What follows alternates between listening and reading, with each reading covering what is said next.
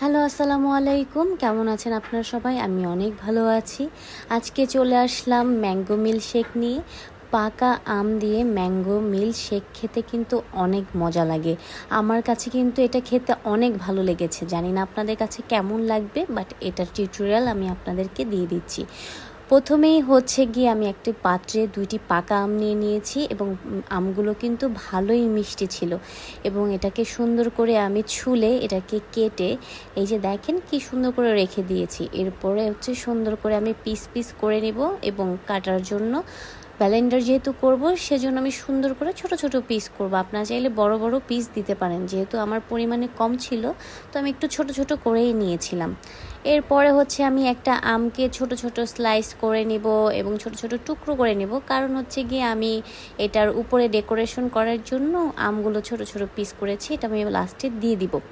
এরপরে আমার ব্লেন্ডার মেশিনটা আমি লাগিয়ে নিলাম। এই যে দেখেন আমি কি সুন্দর লাগিয়ে নিয়েছি।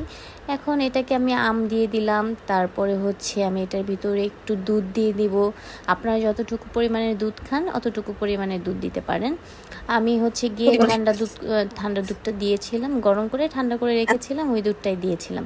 এরপরে হচ্ছে বরফ কুচি দিয়ে দিয়েছি। এরপরে আমি ঢাকনাটা ঢেকে এই যে দেখেন ব্লেন্ডার মেশিনটা অন করে দিলাম। দেখেন কত সুন্দর লাগছে।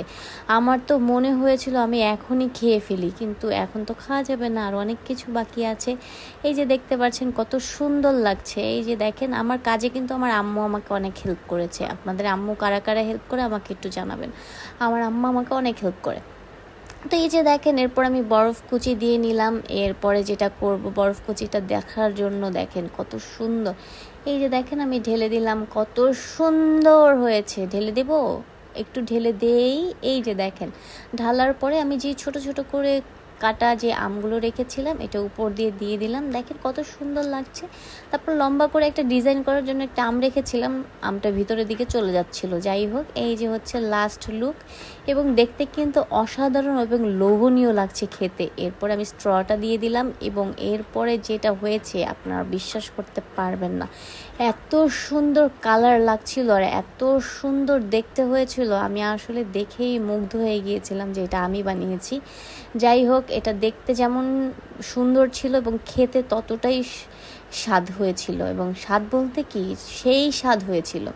যাই হোক, এই যে দেখেন আমার ডেকোরেশন করা শেষ। মোটামুটি একটু সুন্দর করে ছবি তুলছিলাম, একটু ভিডিও নিয়ে নিলাম। এখন আপনাদের কাছে কেমন লাগে আমি তো বলতে পারবো না, আমার কাছে খুবই ভালো লেগেছে, এই জন্য সামান্য টিউটোরিয়ালটা আপনাদেরকে দিয়ে দিলাম।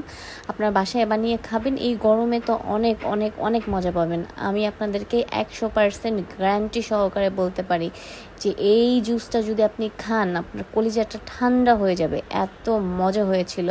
যাই হোক, এটা কিন্তু আমি একা খাইনি, এটা কিন্তু আমার আম্মু আমার সাথে খেয়েছিল এবং এটা যে মিথ্যা না এটার জন্য আমি দেখিয়ে দিব লাস্টে যে আমার আম্মু এটাকে খেয়েছিল, খেয়ে বলেছিল ওয়াও অনেক মজা হয়েছে। এবং এই খাবারটা যে এত মজা হবে আমি আসলেই বুঝতে পারিনি, সত্যি কথা।